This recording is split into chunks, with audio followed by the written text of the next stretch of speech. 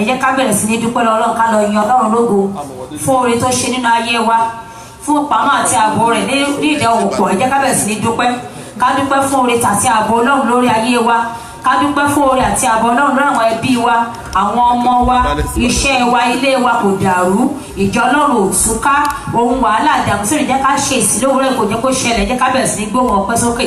Bàbá tí bẹ lọ́run, a gbé ọ̀gá ní orúkọ Jésù, gbọ́ ọpẹ́ wa. Ìjà wá síwájú rẹ lówùúrọ̀ yìí, a dúpẹ́ àwa tí ẹ̀bẹ̀ wa, a dúpẹ́ fún gbogbo oore àti ayọ̀ tó ń ṣe ní ayé wa, a dúpẹ́ fún ìpamọ́ àti ààbò. Orúkọ Jésù gbọ́ ọpẹ́ wa, ní orúkọ Jésù ẹ gba ìyìn wa. Ẹ jẹ́ ká lanu wa ká bẹ̀rẹ̀ sí ní dúpẹ́. Ọlọ́run ṣe, Ọlọ́run ṣe ayọ̀ ológo ní orúkọ Jésù Kristi Olúwa wa. Ó dẹ̀ pé ọkàn ò tí sí níbí torí ohun ara mi ni mò ń gbọ́. Ẹ jẹ́ ká dúpẹ́ lọ́wọ́ Ọlọ́run lẹ́ẹ̀kan sí fún Ọlọ́run fún oore tó ṣe. Ìwọ àti èmi mọ̀ bí tí Ọlọ́run ti ṣe wẹ́lẹ́ oore. A mọ̀ bí ẹni tó bá mọ núrò, a mọ̀ bó ṣe lè dúpẹ́ fún oore èémí àti ẹ̀mí lásán tí a ò san owó. Ọ̀pọ̀ ló wà tó ń lé nílé ìwòsàn tó ń fi ọ́ksíjìn mí, oríye tí wọ́n ń san. Ẹ jẹ́ ká gbé Ọlọ́run ga ní òwúrọ̀ yìí fún ẹ̀mí ìyè tó fi sínú wa. Ẹ jẹ́ ká dúpẹ́ ní orúkọ Jésù, orúkọ Jésù, orúkọ Jésù. Ọlọ́run àṣẹ ọlọ́ba, a dúpẹ́ fún ìmí ìyè tó fi sínú wa. A dúpẹ́ pé ohun ajé àlàyé ọkàn ní wákàtí yìí. A dúpẹ́ pé ò ṣe wá ní òkú. A dúpẹ́ pé ò ṣe wá láláàbọ̀ ara. A dúpẹ́ pé ò jẹ́ ká wà nílé ìwòsàn nínú orójú jẹ orójú mu. A dúpẹ́ pé ò jẹ́ kára kó ní wá. Ọlọ́run gba ọpẹ́ wa ní orúkọ Jésù, gba ìyìn wa. A dúpẹ́ fún oore ọ̀fẹ́ ìgbàlà tó fi fún wa, tá a fi ń pè wá ní ọmọ Ọlọ́run. A dúpẹ́ pé ò jẹ́ ká wà nílé òrìṣà ní wákàtí yìí. Ọlọ́run gba ìyìn wa. O ṣé Ọlọ́run ìyanu, o ṣé olórí igbó rẹ ní orúkọ Jésù Kristi Olúwa wa. A wá dúpẹ́ lẹ́ẹ̀kan sí wípé Ọlọ́run ó ṣe ohun àrà nínú ayé wa. Gbogbo ojoojúmọ́ òun ni ọ̀tọ̀ọ̀tún, òun ni àánú rẹ̀, ọ̀tọ̀ọ̀tún òun ni oore rẹ̀. Torí pé Ọlọ́run ń ṣe wá ní oore nígbà gbogbo àyè tí a ò tiẹ̀ yẹ, ṣùgbọ́n tó ń ṣe fún wa. Ẹ jẹ́ ká dúpẹ́ ní orúkọ Jésù, orúkọ Jésù. Ìjọ Ọlọ́run a gbé ọ̀gá, a dúpẹ́ fún àwọn oore rẹ nínú ẹbí wa, a dúpẹ́ fún àwọn oore rẹ nínú ayé wa, a dúpẹ́ fún àwọn oore rẹ lórí ọkàn kọ̀ọ̀kan. Ọlọ́run gba ọpẹ́ wa fún gbogbo èyí tí a ò tiẹ̀ fọkàn sí, èyí tí Ọlọ́run ń ṣe nínú ayé wa, tí ẹ ń dábìrà lójoojúmọ́. Ọlọ́run gba ọpẹ́ wa torí pé ẹ ń fi ara yín hàn gẹ́gẹ́ bí ọba, ẹ ń ṣe ara yín lógo nínú ayé wa ní gbogbo ní orúkọ Jésù gba ìyìn wa, orúkọ Jésù gba ọpẹ́ wa, ọpẹ́ àti ìjẹ́ kó ṣe ìtẹ́wọ́gbà ní orúkọ Jésù Kristi Olúwa wa. Ẹ jẹ́ ká wá dúpẹ́ lórí ọmọ ìjọ kọ̀ọ̀kan wípé àbúrò kèrè ìbànújẹ́. Ẹ jẹ́ ká dúpẹ́ pé ọkọ wọn ò pẹ̀dí, bẹ́ẹ̀ la ò sọnù, a ò kébò sí igbe oró lórí ẹnì kankan. Ẹ jẹ́ ká dúpẹ́ ní orúkọ Jésù, orúkọ Jésù, orúkọ Jésù. Ọlọ́run a dúpẹ́ olórí ẹnì kankan wa wípé ìjọ Ọlọ́run lálàáfíà, oníwọ̀n yóò pamọ́ lálàáfíà pẹ́ káwọn tó sinmi lé ọ.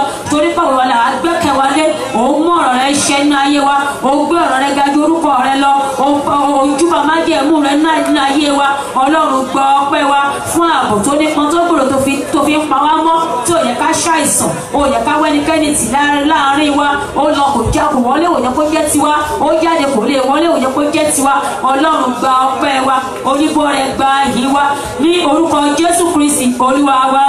A tún dúpẹ́ lẹ́ẹ̀kan sí lórí iṣẹ́ ẹnìkan wa wípé Ọlọ́run pa iṣẹ́ wa mọ́. Iṣẹ́ wa ò jẹ́ kó di ìbàjẹ́, iṣẹ́ wa ò jẹ́ kó di òkú. Ẹ jẹ́ ká gbé Ọlọ́run ga. Ọlọ́run á gbé ọ̀gá lórí iṣẹ́ ẹnìkan wa torí pé iṣẹ́ wa ò jẹ́ kó di ìṣẹ́. Àdúpẹ́pọ̀ pa wá mọ́ níbi iṣẹ́, gbogbo àwa tá à ń ṣiṣẹ́ fún ìjọba, ò jẹ́ kí ọkọ̀ ọba àti àdé ọba kó ṣáà lẹ́sẹ̀. Àwọn oníṣẹ́ ọwọ́, àdúpẹ́pọ̀ ń jẹ́ kọ́ńtà ìjìnà ọjà, àdúpẹ́pọ̀ ń jẹ́ kí iṣẹ́ wọn kó gbèrú sí ìbànújẹ́ òwọ́nú iṣẹ́ wọn. Àdúpẹ́pọ̀ yẹ kọ́ rí àgbà náà, yẹ kọ́ ṣiṣẹ́ ṣe. Àwọn tó ń wà nílé, ò jẹ́ kí ilé kó bu ewu, ilé kó bu wọ́n. Àwọn tó ń gbọmọ tán, ò yẹ kí wọ́n ṣiṣẹ́. Orúkọ Jésù gbọ́ ọpẹ́ wa, orúkọ Jésù gba ìyìn wa. Àwọn tó ń ṣiṣẹ́ nílé ìwòsàn, ò yẹ káwọn ti kára wọn di aláìwòsàn. Àwọn tó ń ṣiṣẹ́ ní ọgbà ẹ̀wọ̀n, ò yẹ káwọn ti kára wọn di ẹlẹ́wọ̀n. Ọlọ́run gba ọpẹ́ wa. A dúpẹ́ fún ààbò rẹ lórí iṣẹ́ wa, torí ò yẹ ká lóògùn àkóbá, ogun wa ló ti jẹ́ kó jẹ́ tiwa. Wọn ò kó bá wa, a ò kó bá yàn, a ò kó bá ra wa. Ọlọ́run gba ọpẹ́ wa, Ọlọ́run gba ayọ̀ wa. Ogun la gbé ní ẹkùn, iṣẹ́ wọ̀nyẹ kó ṣẹlẹ̀ sí wa, iṣẹ́ wọ̀nyẹ kó di ìbàjẹ́ ní orúkọ Jésù Kristi Olúwa wa. Àwọn àlọ́tọ́ra lọ bẹ̀rẹ̀ pé fún ìdáríjì ẹ̀ṣẹ̀ ní gbogbo ọ̀nà tá a ti bá mọ́jọ́ Ọlọ́run bínú, èyí tó lè takò àdúrà tí ẹbí wa lówùúrọ̀ ìpẹ́kọ́ Ọlọ́run kó dáríjì wá, kó wẹ̀ wá mọ́. Sáàmù ṣàṣọ wípé náà ṣe dédé gbé bí wa inú ẹ̀ṣẹ̀ ni ìyá wa lóyún wa, pé kí Ọlọ́run kó dárí ẹ̀ṣẹ̀ wa jì torí pé òun nìkan ṣoṣo ní àṣẹ síta ṣe búburú níwájú rẹ̀, pé kí Ọlọ́run kó wá wẹ̀ wá mọ́ lówùúrọ̀ yẹn ká gbàdúrà. Orúkọ Jésù, orúkọ Jésù, Ọlọ́run àti tọ̀ wá o Olúwa, gẹ́gẹ́ bí ìṣeun òfẹ́ rẹ, gẹ́gẹ́ bí ìrònú àpàánú rẹ, Olúwa lò rẹ kọjá wa nù kúrò kò sì wà lé àwẹ̀ mọ́. Ọlọ́run ìyanu atọrọ fún ìgbẹ̀nùmọ́ láwùrọ̀ yìí, Olúwa wò wá mọ́. Gbogbo ibi tá a ti bá mójú ògo rẹ bínú, Olúwa dáríjì wá. Gbogbo ibi tá a ti bá kọsẹ̀ níwájú rẹ, Olúwa dáríjì. Gbogbo tí ìwé olùfisùn wọn lè mú wá gẹ́gẹ́ bí ẹ̀rí tá kò wá lówùúrọ̀ yìí lórúkọ Jésù bá wa fà á ya.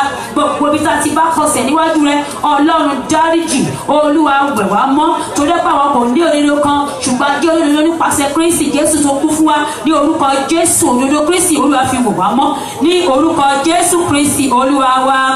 A wá tọrọ fún ìyàsímímọ́ lówùúrọ̀ pé kọ́lọ́n kó yà wá sí mọ́, pàápàá fún iṣẹ́ ìsìn tòwúrọ̀ yìí. Gbogbo àwọn kan tọ́lọ́run yóò lò pé kọ́lọ́n kó yà wọ́n sí mímọ́, kó gbé wọn wọ̀ pẹ̀lú agbára ọ̀tun, kó fún wọn lágbára ẹ̀mí mọ́ lọ́tun kí a lè ṣe nípa ti ẹ̀mí tí kì í ṣe nípa ti ara, pé kọ́lọ́n kó wọ́n Olúwa kó gbà kó sẹ́jẹ́ ká gbàdúrà. Orúkọ Jésù, orúkọ Jésù, orúkọ Jésù.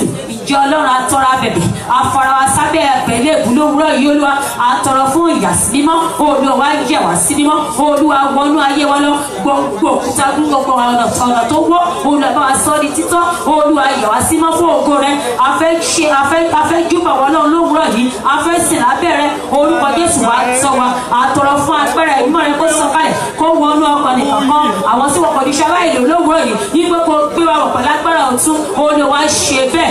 Atọrọ kó yàgò ilé mímọ́ ìsímọ́ gbogbo orígun mẹ́rin nínú ìṣẹ̀lẹ̀ ìsìn. Olúwa yà sí mọ́. Tabari gbogbo ọkàn tí ń tà tí ń rà, tabari gbogbo ẹ̀mí tí kò fògo fún Ọlọ́run, tabari gbogbo ẹ̀mí aṣàdúrà jẹ́ gbogbo àwọn agbára kábàá tó lè fẹ́ àfihàn ìjà gbé wọn sínú òde. Olúwa gbé wọn sínú òde, Olúwa gbé wọn sínú òde. Gbogbo agbára lórí ilẹ̀, nínú ilẹ̀, lófurufú, lójú ọ̀run tó lè fẹ́ wá ṣe ara ní nínú ìsìn òwúrọ̀ yìí, àpawọ́pọ̀ àgbé wọn sínú òde lówùúrọ̀ yìí. Olúwa gbé wọn dè, Olúwa gbé wọn dè. Afẹ́kọ̀ọ́ yàgọ́ yìí sí mímọ́, orúkọ Jésù wá yà sí mọ́ ní orúkọ Jésù Kristi Olúwa wa. A wá fi gbogbo ìránṣẹ́ tọ́lọ́run yóò lò lówùúrọ̀ yìí lọ́lọ́run lọ́wọ́ pé kọ́lọ́run kó dì wọ́n láàmú rẹ̀, kọ́lọ́run kó gbé wọn wọ̀ pẹ̀lú agbára ẹ̀mí mọ́. Bí wọ́n ṣe máa jíṣẹ́ tí Ọlọ́run rán wọn lówùúrọ̀ yìí, pé kí Ọlọ́run kó gba ògo kó tiẹ̀ ni wọ́n ṣàṣẹ jẹ́ ká gbàdúrà ní orúkọ Jésù, orúkọ Jésù, orúkọ Jésù. Ìjà fi gbogbo àwọn ikọ̀ rẹ tí ó lò lówùúrọ̀ yìí lé lọ́wọ́. Àfẹ́kù wá rú wọn lágbára mímọ́ lọ́tun, Olúwa wá rú wọn lọ́tun, Olúwa rú wọn lọ́tun. Àwọn tí ó kọrin, àwọn tí ó wàásù, àwọn tí ó jọ́sìn, àwọn tí ó kàrọ̀ Ọlọ́run, àfẹ́kù gbé wọn pẹ̀lú agbára ẹ̀mí mímọ́. Olúwa gbé wọn wọ̀, Olúwa jì wọ́n ní àmùrè, Olúwa jì wọ́n ní àmùrè. Ọfà má yẹ kó bá ẹnikẹ́ni nínú òsè òwúrọ̀ yìí ní orúkọ Jésù. Olúwa gbé wa wò, Olúwa jù wá mú, Olúwa fi odi àti àpáta rẹ kó fi tún wá mú ní orúkọ Jésù Kristi Olúwa wa. Ní orúkọ Jésù, ní orúkọ Jésù, orúkọ Jésù. Bàbá tí ń bẹ lọ́rọ̀ àgbé ọ̀gá ṣe ọlọ́ba. Adúpẹ́ lọ́wọ́ rẹ fún oore tó ṣe nínú ayé wa. Adúpẹ́ fún ìpamọ́ àti ààbò lórí ẹnì kọ̀ọ̀kan wa, pàápàá lórí ìjọ yìí. wípé òun ti ìjọ rẹ̀ mú ẹnu ọ̀rọ̀ apáàdì kò jẹ́ kó borí rẹ̀. A gbé ọ̀gá nítorí pé òun jẹ́ gẹ́gẹ́ bí akọni níwájú ẹlẹ́rù fún wa. Ọlọ́run gbọ́ ọpẹ́ wa. A dúpẹ́ pé ó pa á mọ́ ní wákàtí Olúwa gba ìyìn wa. A dúpẹ́ pé lórí ilé ẹnìkan kó ọ̀jọ̀ kó dàrú yẹ ká gbóró kèrè ìbànújẹ́ Olúwa gbọ́ ọpẹ́ wa. A dúpẹ́ fún àlàáfíà tó fi pa á mọ́ ní wákàtí Olúwa gba ìyìn wa. A dúpẹ́ lórí iṣẹ́ ẹnìkọ̀ọ̀kan wa pé iṣẹ́ wọ̀jọ́ kó di iṣẹ́ wọ̀jọ́ kó di òkú. Orúkọ Jésù gbọ́ ọpẹ́ wa. Ǹjẹ́ ayára sí mọ́ lówùúrọ̀ ìfún lògo yín lórúkọ Jésù wá yẹ̀ wá sí mímọ́. Àtọrọ fún agbára ìmọ̀ yín láti ṣamọ̀ níwá lórúkọ Jésù wá ṣe bẹ́ẹ̀. Àtọrọ láti nínú ìsìn orúkọ Jésù gbogbo àgbà àkóso tàbá ní gbogbo àwọn agbára kágbára tó lè fẹ́ ṣe olùfihàn lówùúrọ̀ yà gbé wọn sínú òde Olúwa gbé wọn sínú òde Olúwa gbé wọn dè nínú ìsìn òwúrọ̀ yìí Olúwa fẹ́ kó tú sílẹ̀ Olúwa tú sílẹ̀ afẹ́ kó dánidè Olúwa dánidè ká lè máa yìn ọ́ kí ìbùkún kó jẹ́ tiwa Ọlọ́run kí òkùnkùn kó lè jẹ́ tirẹ̀ nìkan ṣoṣo ní orúkọ Jésù Kristi Olúwa wa àmín.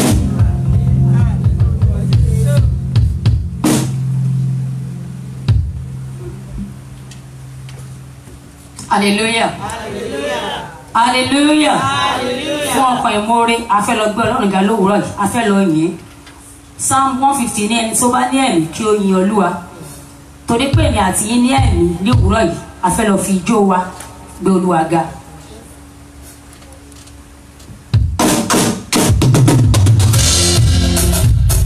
Oh,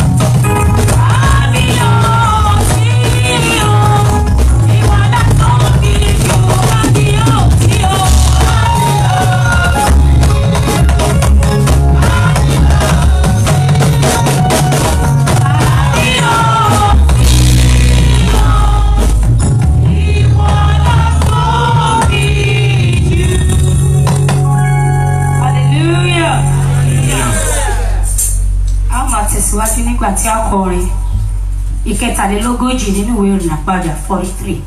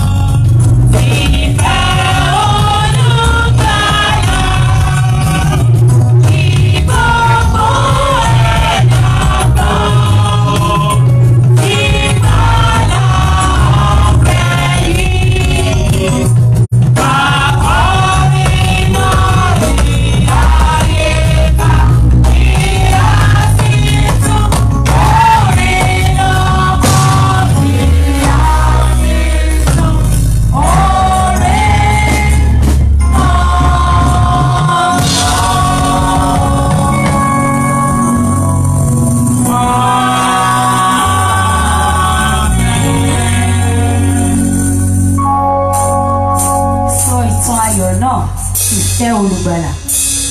Ó ní kí gbogbo ẹ̀dá gbọ́ ti ìgbàlà ọ̀fẹ́ yìí. Ìgbàlà ọ̀fẹ́ tí Ọlọ́run fi fún wa òun la ṣe lọ júbà rẹ̀ lówùúrọ̀ yìí. Torí pé òun nìkan òun ni ọba tó fúnni ní ìgbàlà. Ẹ jẹ́ ká lọ gbé Ọlọ́run ga mọ̀ pé sí ìjọsìn lówùúrọ̀ yìí láti yin Ọlọ́run. Ọba àwọn ọba, àpárá tó sayéró, ẹrù jẹ̀jẹ̀ létí òkun, ẹkùn ọkọ̀ Fáráò, ọba olùpamọ́ wa, ọba olùdásí wa, ọba olùdáǹdè, olùpèsè, olùràpadà, olùgbàlà, alágbádá iná, aláwọ̀tẹ́lẹ̀ oòrùn, ọba lè nílà lọ́lọ́la ní gbogbo ọjọ́. Ẹ jẹ́ ká bẹ̀rẹ̀ sí ní gbé Ọlọ́run ká bẹ̀rẹ̀ sí ní júbà Ọlọ́run, ká bẹ̀rẹ̀ sí ní yìn torí pé ó ṣe nítorí pé àánú rẹ̀ dúró láti. Ẹ wá ká lọ júbà rẹ̀. Ẹ wá ká lọ júbà rẹ̀. Ẹ wá ká lọ júbà Kristi Olúwa.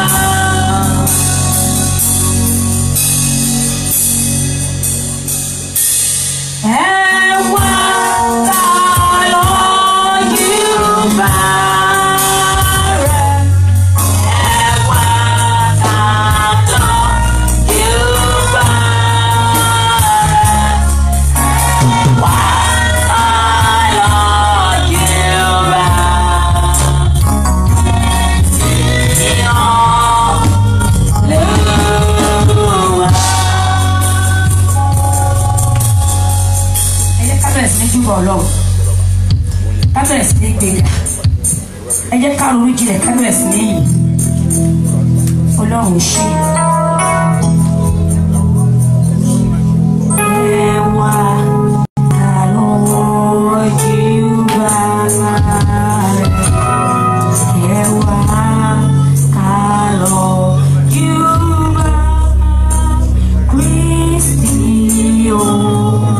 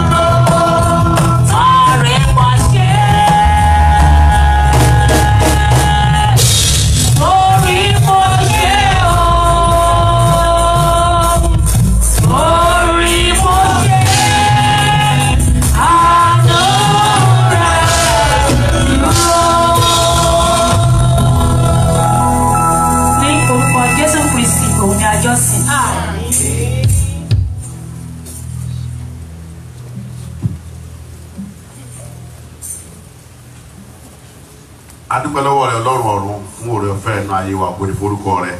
Ẹ ké hallelujah, ẹ ké hallelujah, ẹ ké hallelujah. Akíwá pa àbọ̀sọ̀ adúlọ́ lówóró yìí bí tẹ̀kún ayọ̀ gbé wà lórúkọ Jésù ìpọ̀ ọjọ́ ìsòrí yóò jẹ́ ìpín wa. Ọlọ́run ayọ̀ yóò fàyọ̀ kún ọkàn wa. Láìpẹ́ fẹ́ àkóṣù parẹ́ láti lọ gbọ́rọ̀ lọ́rùn lówóró yìí gẹ́gẹ́ bí Olúwa ti rán àbá sí wa nínú iṣẹ́ ìránṣẹ́ ti ìwàásù.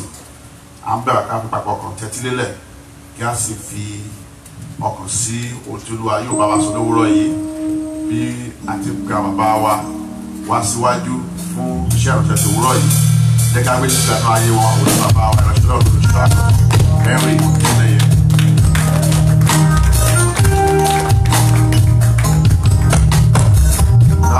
Jésù lè àti lè fún wa.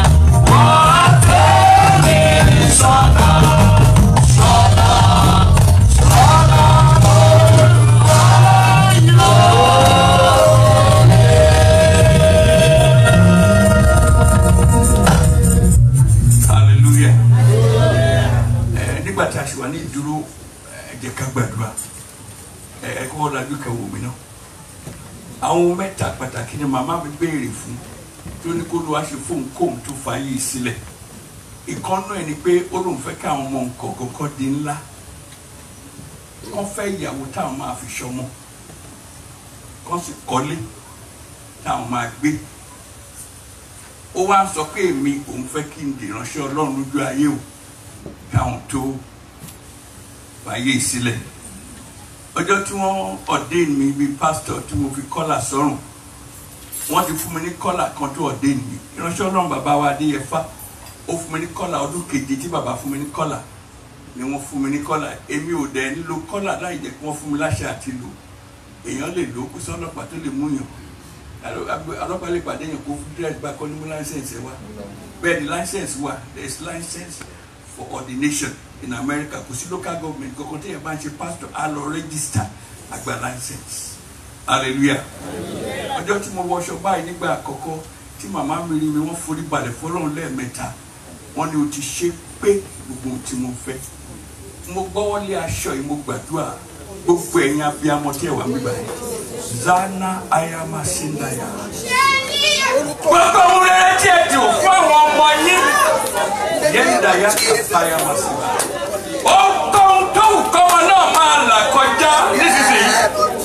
Èrò abiyamọ tí ẹ ní fún àwọn ọmọ yìí. Ọlọ́run tí kì í sojú ṣáájú. Ó ṣe ti màmá mi títí lọ ládùúkẹ́ Comfort Ọ̀dẹ́nẹyẹ. Ó forí balẹ̀ lẹ́ẹ̀mẹ́ta fún Ọlọ́run Olódùmarè. Mo gbàdúrà gbogbo ẹ̀yin abiyamọ pátápátá. Gbogbo ohun èrò rere tí ẹ rò fún àwọn ọmọ yìí kó wá sí ìmúṣẹ lórúkọ Jésù. Àyàfi tí ìbáṣọ Ọlọ́run ló ṣe ti màmá mi, òun ló ṣe. Mo gbàdúrà Ọlọ́run kì í sojú ṣáájú. mo gbàdúrà lábẹ́ àkóso bó tilẹ̀ wù kórí. Mo gbàdúrà lórúkọ Jésù gbogbo ohun èrò rere tí ẹ rò nípa àwọn ọmọ yín kankan ọmọdé àgbà ọkùnrin obìnrin kó wá sí ìmúṣẹ lórúkọ Jésù. Ní orúkọ Jésù Kristi Olúwa wa. Àmín, àmín, àmín lórúkọ Jésù. Ẹ ṣeun ẹ jẹ́ jókòó pẹ̀lẹ́ níwájú Ọlọ́run. Hallelujah. Ká tún gbọ́ ọ̀rọ̀ Ọlọ́run, mo dúpẹ́ lọ́wọ́ gbogbo ẹ̀yin ọmọ Ọlọ́run tí ẹ forúkọ sílẹ̀ láti bọ́ Ọlọ́run dòwò pọ̀ ní ti àwẹ̀ àtàdúrà ọlọ́jọ́ 21. Nígbà tí àwa ìgbìmọ̀ tó wà nídìí 21 days prayer and fasting tí a ṣe pàdé lánàá, ó yà wá lẹ́nu owó tí a máa ná. A máa ná $18,577 ló máa ná wa láti ṣe ètò àwẹ̀ àtàdúrà ọjọ́ 21. 18,577 wọ́n ní ká kúrò àná sí 20,000. Nínú ẹ̀ ní owó ilé yìí 2,000. Nínú ẹ̀ ní flight ticket tí a máa rà láti lọ sí Raleigh, North Carolina. Nínú ẹ̀ ní irúgbìn tí a máa gbé sínú ayé àwọn ìránṣẹ́ Ọlọ́run tó wá gbà tí kọ̀ọ̀kan ní wọ́n bá lọ ọjọ́ 7 pẹ̀lú wa. Ṣé mọ̀ pé ó kéré jù àṣà fún wọn ní nǹkan kan tó máa mú lọlé tó máa fi ra bread lọlé àbí? Àti wá sí gbogbo ẹ̀ papọ̀ ó kù sí 18,577. Adẹ̀ni sọ pé kólúkúlùkù tó bá gbà láti bá Ọlọ́run ṣiṣẹ́ ẹ kọ orúkọ yín, ẹ kọ phone number yín, ẹ kọ size t-shirt yín torí a máa fún yín t-shirt tí a kàn lè ṣe fún 21 days prayer and fasting. T-shirt la máa wọ̀ ní ọjọ́ tí a máa kásẹ̀ 21 days prayer and fasting November 18. A máa yin Ọlọ́run àwọ̀ ọjọ́ yìí. A fún yín ní ìwé àdúrà lédè Yorùbá àbí èdè Gẹ̀ẹ́sì. A fún yín ní Bible reading guide, ìwé tí a kàn lè ṣe láti ka Bíbélì láti bẹ̀rẹ̀ oṣù ọdún títí dé ìparí ọdún. A dẹ̀ kó sínú báàgì kan fún yín tó neat. Hallelujah. Owó tí a fi print gbogbo àwọn òwe yẹn ó wà nínú owó tí a ṣí. Promotion tí ẹ wò lórí tẹlifíṣàn kì í ṣọ̀fẹ́. Ẹ̀dá rówó lọ agbowó lọ́wọ́ wa. Bẹ́ẹ̀ ni kí promotion yẹn tó dórí afẹ́fẹ́ àwọn kan ló kójọ. Production of each video and audio àsanwó gbogbo ẹ̀ lápapọ̀ sí 18,577. Owó ló ná wa ṣùgbọ́n Ọlọ́run pèsè ètò Ọlọ́run tó pèsè tọ́dún tó kọjá pèsè tọ́dún yìí. Bíbélì sọ Paul Apostle ó ní mò ń sọ pé kẹ́ mú wá nítorí pé mo fẹ́ kẹ́ ní ìwé àkọsílẹ̀ ní ti ìṣirò owó yín lọ́run. I want it to account to you in heaven. Ẹ jẹ́ ká wò bàbá rẹ̀ nìkan ló wá tí ò kópa nú ẹ̀ lọ́dún tó kọjá Olúwa ṣe àbí òṣè ṣùgbọ́n dá kí gbogbo wa kópa nú ẹ̀. Àwọn màmá wa àgbàlagbà gbogbo àwọn màmá hope yẹn helping our precious elders. A ní wọn ní sùn kankan àgbẹ̀ fún ọ lọ́fẹ̀ẹ́. Wọ́n lọ fún gẹ́rẹ́ àwa náà máa lọ́wọ́ nú ẹ̀. Táwọn àgbàlagbà tí wọn ò ṣiṣẹ́ kankan bá ń lè sọ bẹ́ẹ̀. Mo fẹ́ kẹjọ pé ẹni tí ò tí ì forúkọ sílẹ̀ ẹgbàwé lọ́wọ́ ọ̀ṣà ẹ kọ orúkọ yín ẹ kọ phone number yín. Ẹ bá fẹ́ ẹ kọ iye tí ẹ bá fẹ́ fi bólúwa dòwò pọ̀ síbẹ̀. Bẹ́ẹ̀ ni kẹ́kọ̀ọ́ size t-shirt yín kẹ́dẹ̀ kọ ìwé àdúrà àti Bible calendar yẹn irú wo lẹ ń fẹ́ Yorùbá ni tàbí English Y or E. Your size, your name, your phone number Y or E. Àmọ́rú ìwé tí a máa fi fún yín àwa package ẹ̀ àkórúkọ yín sí àfilẹ́yìn lọ́wọ́. Bàbá sì rí ẹnikẹ́ni tó ti jẹ́jẹ́ tó fẹ́ sùn ẹ̀jẹ̀ ẹgbẹ́ blue àbí rẹ́ẹ̀dì ẹ̀yin tí ẹ ti kọ́ tí ẹ ti jẹ́jẹ́ last week ẹ kórúkọ yín sí nítorí ká fẹ́ ní àkọọ́lẹ̀ tó péye lórí ẹ̀ lórúkọ Jésù. Ẹ jẹ́ ká gbàdúrà bẹ́ẹ̀ ránṣẹ́ Ọlọ́run Isaac Oyedemi kan wá gbàdúrà fún wa. Ọlọ́run a dúpẹ́ lọ́wọ́ yín. À ń lọ ní ọ̀rọ̀ náà Ọlọ́run máa bá wa lọ. Owó ní ọ̀rọ̀ láti àti ìkọ́ṣe wa Olúwa fọ̀rọ̀ rẹ ní wa láàárọ̀ yẹn. Ẹni tí ó sọ àtàwọn àgbọ̀ òpè ní wa Ọlọ́run mọ́ jẹ́ Olúwa pàdé wa. Lẹ́yìn ọ̀rọ̀ ìjẹ́ká ìmọ̀ Ọlọ́run lóhùn ọ̀rọ̀ ẹ̀ kó tó sílẹ̀ ó wòsàn ó já èdè ògo ní fún lókè ọ̀run ní orúkọ Jésù Olúwa wa. Ẹ ṣe pọ̀ sá. Ẹni pé nínú ètò ọ̀rọ̀ Ọlọ́run tí a ti ń bára sọ àforí ẹ̀ sọ ìgbàlà àti àwọn ẹ̀bùn tó tẹ̀lé redemption and the package that follows. Tọ́lọ́run bá gbà nìyàn là ó ní àwọn nǹkan kan tó jẹ́ ẹ̀bùn tó tẹ̀lé. Ẹ̀bùn àkọ́kọ́ ni ikú Jésù lórí àgbélébùú ara ẹ̀ tó fi ṣe ìrúbọ fún wa. Ọlọ́run fẹ́ràn ayé tó bẹ́ẹ̀ gẹ́ ó fún wa ní ọmọ bíbí inú rẹ̀ ó fi ṣe ètùtù ó sì fi ṣe ìlàjà ẹ̀bùn àkọ́kọ́ nìyẹn ṣùgbọ́n lẹ́yìn àwọn ẹ̀bùn kan tẹ̀lé bíbélì sọ nínú ìwé orin dáfídì orí 16 ẹsẹ̀ 6 ìwé orin dáfídì orí 16 ó ní okùn títa bọ́ sọ́dọ̀ mi níbi dáradára nítorí náà èmi ní ogún rere okùn títa bọ́ sọ́dọ̀ mi níbi dáradára hallelujah. Ara okùn títa tó bọ́ sọ́dọ̀ wa la fẹ́ sọ ní pẹ̀lú wúrò yìí ẹ̀yin ọmọ Ọlọ́run kì í ṣe gbogbo èèyàn tó wà láàyè tó wà láyé lógbón kì í ṣe gbogbo ènìyàn tó ń ronú la lè pè ní ọlọ́gbọ́n èrò inú ènìyàn ohun tó bá gbé jáde la máa gbé lórí òṣùwọ̀n láti mọ̀ bóyá ó gbọ́n àbí ó gọ̀ ṣùgbọ́n gbogbo wa la máa gbé nǹkan kan jáde nínú èrò inú wa láti fi gbé nǹkan kalẹ̀ tí ẹ bá gbé kalẹ̀ wọ́n á ní ọlọ́gbọ́n ènìyàn ni tí ẹ bá gbé kalẹ̀ wọ́n á ní làákàyè òpè tó hallelujah. Ìwé Kọ́ríńtì kìíní orí 2 ẹsẹ̀ 6 àti ẹsẹ̀ 7 ẹ jẹ́ ká farabalẹ̀ nígbà tó ń bá wa kà ẹni tó bá sì ní bíbélì rẹ̀ kó ṣí èmi fẹ́ ràn wá mo fẹ́ gbà wá níyànjú ẹ jẹ́ ká gbìyànjú kólúkúlùkù máa mú bíbélì wá sínú léèsì dígítà yẹn dáa ṣùgbọ́n kò ṣeé fààlà sí ṣé ẹ mọ̀ bẹ́ẹ̀ ẹ bá ní bíbélì tó jẹ́ tìgbàlódé kò sí nǹkan tó burú nù ẹ̀ ṣùgbọ́n kò ṣeé fààlà sí wọ́n máa ń fààlà sí àbí ẹni bẹ́ẹ̀ ṣe ń fààlà sí ẹ máa mi bẹ́ẹ̀ ẹ máa fààlà sí ṣùgbọ́n kò dàbí páálí bíbélì yìí èmi náà kàwé débẹ̀ mo lè fààlà sí mo ń sòótọ́ ọ̀rọ̀ fún yín ni gbogbo dígítàlì mi náà ní ṣùgbọ́n ó dùn kéèyàn ní bíbélì onípáálí ó yàtọ̀ mo ń gbà yín níyànjú èmi ní òwúrọ̀ ẹ kàkà gbọ́ màmá. ṣùgbọ́n àwa ń sọ̀rọ̀ ọgbọ́n. àwa ń sọ̀rọ̀ ọgbọ́n. láàárín àwọn tí ó pé. láàárín àwọn tó pé. ṣùgbọ́n kì í ṣe ọgbọ́n ti ayé yìí. kì í ṣe ọgbọ́n ti ayé yìí mo fẹ́ bá yín sọ. tàbí ti àwọn olórí ayé yìí. Number 1 ọgbọ́n ayé ọgbọ́n olórí ayé. tí ó di asán. ó di asán.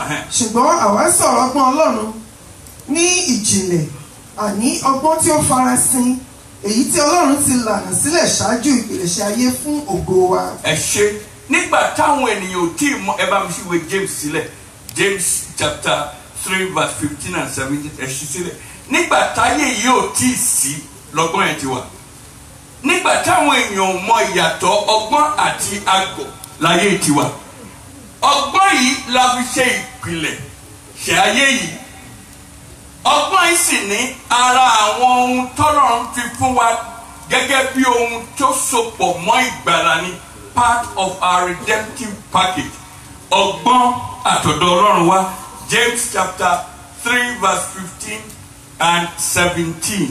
ọgbọ́n yìí kì í ṣe èyí tí ó ti òkè sọ̀kalẹ̀ wá ṣùgbọ́n ti ayé ni. Number 1 ọgbọ́n ayé. ti ara ni. Number 2 ọgbọ́n ara. ti ẹ̀mí èṣù. Number 3 ẹ̀mí èṣù. ṣùgbọ́n ọgbọ́n tí ó ti òkè wá akọ́mọ a sì ní àlàáfíà. ṣe 17 lẹ́ka. bẹ́ẹ̀ ni sà a ní ìpamọ́ra tí kì í sì sọ̀rọ̀ láti bẹ́ẹ̀ a kún fún àánú àti fún èso rere láìsí ègbé àti láìsí àgàbàgebè. ẹ ṣe kò sí ègbé kò sì sí àgàbàgebè ọgbọ́n mẹ́rin tọ̀tọ̀ ni wọ́n kà nínú ọ̀rọ̀ Ọlọ́run ọgbọ́n àkọ́kọ́ la pè ní ọgbọ́n táwọn òyìnbó ń pè ní common sense ọgbọ́n yìí ó máa ń farahàn béèyàn bá ṣe ń dàgbà sí ni tọmọdé bá wà ní kékeré ó máa ń béèrè láti jẹun débi bá pa ó gbọ́n débi pé ó ń béèrè pé mo fẹ́ jẹun ṣùgbọ́n ẹkún ló máa ń sùn béèyàn bá ṣe ń dàgbà sí a máa gbọ́n sí a mọ̀ pé débi bá ń pààyàn yàn kì í sunkún mọ́mì mo fẹ́ jẹun abẹ́rí géńdé at the age of 42 kó káwọ́ lórí kó máa sunkún kọ́ ní géńdé olùbìbí ló ń gbà mí rárá àwọn ọgbọ́n ti common sense nìyẹn béèyàn bá ṣe ń dàgbà ẹ rí i pé kò sí bọ́mọ náà ṣe lè gọ̀ tó bá mú fìdí bọ́tù dání ẹnu ló mú lọ straight àwọn ọgbọ́n ẹ nìyẹn mi ò rẹ́nìkan tó gbọ́ ọmọ ìjókòó tó kọ́ wọ́n ṣe ń jalè àbí ọgbọ́n ayé nìyẹn báwo lọmọ ṣe ń mọ̀ pé tó máa lọ wọnú ìsàsùn yẹ tó máa fi síbí tí wọ́n fi yẹ àwọn ẹran yẹn ayé ilé ìkọ́ni mo fẹ́ ilé ìkọ́ni mo fẹ́ ìtàn ẹ̀dìyẹ tí wọ́n tọ́jú fún dáàdi àwa kì wọ́n lè gbé ta ló kọ ayé ló ti bá rú ọgbọ́n bẹ́ẹ̀ hallelujah common sense ọgbọ́n ti ayé number 1 tó máa ń farahàn bẹ́ẹ̀ yẹn bá ṣe ń dàgbà sí ọgbọ́n kejì ni ọgbọ́n ti ìwé tàbí ìmọ̀ intellectual sensual ọgbọ́n tí èèyàn máa kọ́ ẹ̀ ni èèyàn máa ń gbà ni ọmọ tó bá jáde school start tó bá sọ̀rọ̀ ẹni tó yàtọ̀ sí ẹni tó lọ tó jáde primary 6 ọmọ tó bá ti wọ 4 walls of the university ẹ mọ̀ téèyàn bá ti 4 years ní university tó bá jáde wọn á mọ̀ kò sí bó ṣe lè má mọ̀wé tó environment yẹn gan influence apam nínú ayé ọgbọ́n ti ìwé intellectual yẹn ọgbọ́n kẹta ni ọgbọ́n ti ẹ̀mí òkùnkùn tí a pè ní ọgbọ́n èṣù ìkẹrin ni ọgbọ́n ọlọ́run tí màmá kà fún wa ọgbọ́n mẹ́rin ni ṣùgbọ́n èyí tí a fẹ́ sọ̀rọ̀ nípa ẹ̀ lónìí ni ọgbọ́n àtọ̀dọ̀ ọlọ́run wá ọgbọ́n àtọ̀dọ̀ ọlọ́run wá tí wọ́n pè ní divine wisdom àwọn ọgbọ́n mẹ́ta tó kù ó ní òǹdíwọ̀n àwọn ọgbọ́n mẹ́ta tí a kà tó kù yìí a máa ń bá ìkùnà pàdé tí a bá lò àwọn ọgbọ́n mẹ́ta tó kù yìí ó máa ń expire ó máa dìgbà kan tí àwọn ọgbọ́n àná tí ò ṣiṣẹ́ lónìí mọ́ nígbà tí èmi wà ní ọmọ tí mo wà ní secondary school tí a bá fẹ́ ní primary school tó bá fẹ́ fi àtẹ̀jíṣẹ́ ránṣẹ́ ìwé kan wà tí wọ́n pè ní telegram post office ni wọ́n ti ń fi ṣọwọ́ ó yára gidi gan ó yára ju lẹ́tà lọ ṣùgbọ́n ẹni tó bá ń fi telegram send nìkan síyàn wọ́n á ní ṣe o tètè dídá ti ìsà òkú ni wọ́n lo telegram mọ́ nígbà tí wọ́n promote telegram ó di telex àbí bẹ́ẹ̀ kọ́ telex wọ́n ti ẹ̀ send yẹn lọ sílé ìbò ayára bí àṣà la pè ńgbà yẹn nígbà tó kúrò telex ẹ wo ọgbọ́n àtijọ́ àwọn ọgbọ́n mẹ́ta tí a kà yìí ó máa expire ṣùgbọ́n ọgbọ́n tí mo fẹ́ fi lọ yín lówùrọ̀ kì í expire kì í sì kùnà ọgbọ́n ọlọ́run ọgbọ́n yìí ó sopọ̀ mọ́ ògo wa bó bọ́ ṣe ń farahàn sí bí a bá ṣe ń jinlẹ̀ sínú ọgbọ́n yìí lògo wa máa gbà ló máa expand it is tied to our glory the more in depth you connect with in that wisdom the more glorious your life becomes ọgbọ́n yìí ni Dáfídì lò tó fi ń daran ó fọgbọ́n ìdaran ó mọ̀ níwọ̀n ìṣàkóso ẹran dídà ló fi jẹ́ pé ẹran tó bá ń dà kì í pẹ̀ ní ọgbọ́n àtọ̀dọ̀ ọlọ́run ni bó ṣe ń gbòòrò sí nínú ọgbọ́n ló di ẹni tó ń ṣàkóso